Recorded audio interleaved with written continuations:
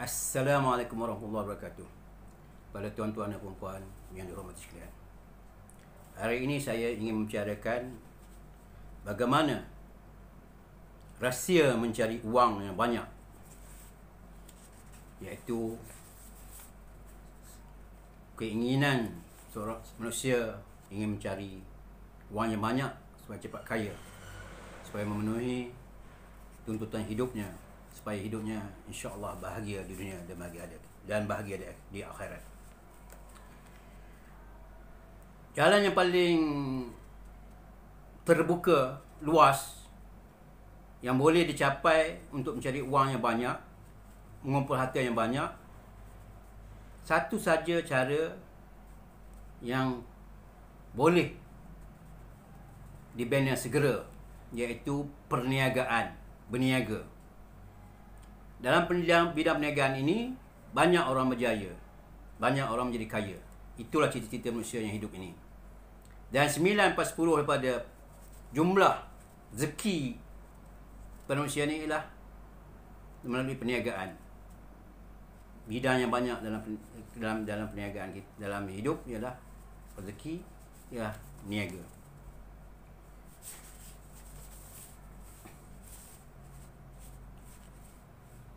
Berniaga ini hendaklah dimulai dengan sikap yang berani.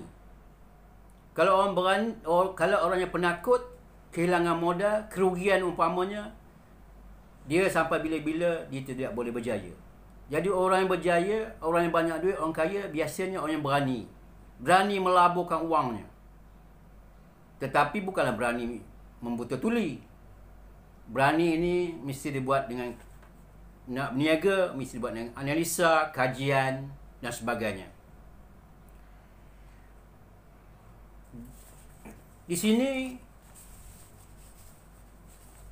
adalah nampaknya hanya duit wang yang boleh buat wang, ataupun duit yang boleh buat duit. Jadi kita kena berani melabur umpamanya melabur atau membina perniagaan.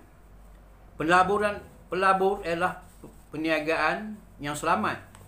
Kita hanya melabur, ibaratkan pelaburan keuntungan tidak besar, kerana pelaburan ini biasanya ada badan yang melaksanakan pelaburan kita. Umpamanya pelaburan yang selamat yang boleh orang masuki adalah pelaburan yang kerajaan kendalikan. Hanya kita dapat keuntungan dari pelaburan tersebut, dari keuntungan tahunan dan juga bonus. Umpamanya ASB, ASN, koperasi dan sebagainya. Tetapi ada juga pelaburan yang scammer yang menipu. Jadi tuan-tuan berhati-hatilah, ya? Mana perniagaan yang boleh percayai, yang tuan-tuan nak melabur tanpa usaha sendiri, tanpa penat lelah sendiri, tetapi mahu goyang kaki saja dan mengharap keuntungan yang banyak, biasanya itu ada satu pelaburan yang penipu, ya. Jadi hendakkan untung banyak, last-lastnya rugi banyak, puluh ribu atau 100 ribu. Saya ingin bagi contoh pelaburan yang menipu. Banyak sekarang pelaburan yang menipu. Terutamanya mereka hantar mesej-mesej, WhatsApp melalui telefon sekarang ni. Ada sedikit-sedikit yang menipu pelaburan. Umpamanya saya ada sahabat yang mengatakan bahawa ada orang telah melabur sehingga jumlah wangnya trilion ringgit untuk dibawa masuk ke Malaysia. Pelaburan tersebut telah dibuat di dua negeri, umpamanya pelaburan emas, pelaburan forex exchange umpamanya, tapi nak bawa masuk balik itu nak bawa masuk sukar, kerana Tuhan telah kerana kerajaan telah bekukan Jadi dia memerlukan sejumlah wang untuk membayar denda atau membayar cukai tersebut. Itulah yang digambarkan, digembar-gemburkan kepada kita. Sehingga duit tersebut jumlah yang terlalu besar, sehingga trilion ringgit. Kita kena ingat, tuan-tuan dan puan-puan jangan tertipu. Bajet negara kita sendiri pun dalam setahun antara sekarang ini 300 lebih hingga 400-500 bilion sahaja. Ini yang dikabarkan 1 trilion ringgit. Satu jumlah yang banyak. Sedangkan hutang negara yang terkumpul pun yang sekarang ini ada setengah mengatakan 1.3 trilion ringgit. Ada juga kerjaan yang menafikan mengatakan dia lebih rendah, iaitu antara 800 hingga 900 bilion. Itu berhutang yang bertahun-tahun, hingga mungkin 20-30 tahun yang dahulu. Hutang terkumpul.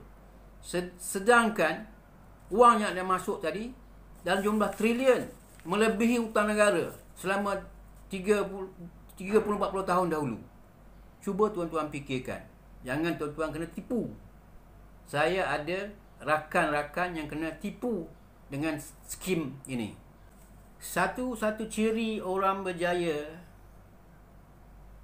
melalui perniagaan ini, dia mesti membuang sifat malunya. Banyak orang malu. Jadi dalam perniagaan kita kena buang sifat malu. Kita kena berani mengeluarkan modal, berani bertindak, berani melabur, berani menggunakan duit, berani meminjam pada bank, institusi, pada kawan, pada keluarga, pada ibu bapa umpamanya. Berani menanggung risiko hutang sebagainya. Kerana orang yang beranilah yang berjaya. Orang yang penakut, play safe, dia akan selamatlah, tapi dia tak akan menjadi seorang yang berjaya dalam hidup. Susahlah dia nak kaya. Umpamanya orang makan gaji, tentulah susah menjadi kaya. Sebab kaya ni ibaratkan orang yang banyak wang. Mungkin ratus-ratus juta-juta baru diiktiraf sebagai kaya sekarang ini. Jadi untuk orang yang berjaya, buang sifat malu. Tetapi yang banyak di Malaysia ni, orang yang tidak malu ialah orang macam penipu tadi, scammer tadi, tidak malu. Sebab tidak malulah, tidak takut ditangkaplah. Mereka mengumpul wang berjuta-juta, ratus-ratus juta, menipu. Mereka tidak malu dan tidak takut. Sebab itulah dia orang boleh mengumpulkan wang yang banyak, sehingga ratus-ratus juta. Begitu juga orang politik. Orang politik ni banyak yang tidak malu, menipu, berjanji dan sebagainya. Dompat parti umpamanya, walaupun dah ada surat sumpah, tapi langgar janji. Tak malu pada rakyat, dia nipu. Hari ini cakap lain, besok dia cakap lain. Sebab itu orang berjaya, orang politik berjaya. Sebab dia sanggup menipu. Ada orang kata, ada pantun, pepatah mengatakan, senahong gelama ikan duri.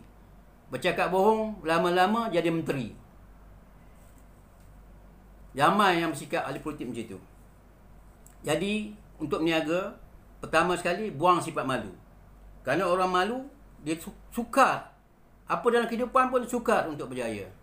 Terutama untuk berniaga ini, kita kena bertemu dengan orang ramai pada peringkat awal. Apabila kita telah ada kaki tangan, pekerja-pekerja dan sebagainya, itu sifat kerja-kerja tersebut boleh kita pindahkan atau kita bersama-sama buat. Tapi pada permulaan, kita lah yang merancang dan kita juga kena bertindak. Kita juga kena jumpa bank-bank kewangan dan sebagainya untuk minjam modal dan pinjam pada keluarga dan sebagainya. Janganlah malu, cubalah hadapi, cubalah mengikuti seminar-seminar, simposium, expo, mengambil pengalaman, mengambil pengetahuan, mengambil ilmu. Orang yang malu sekarang akan berjaya.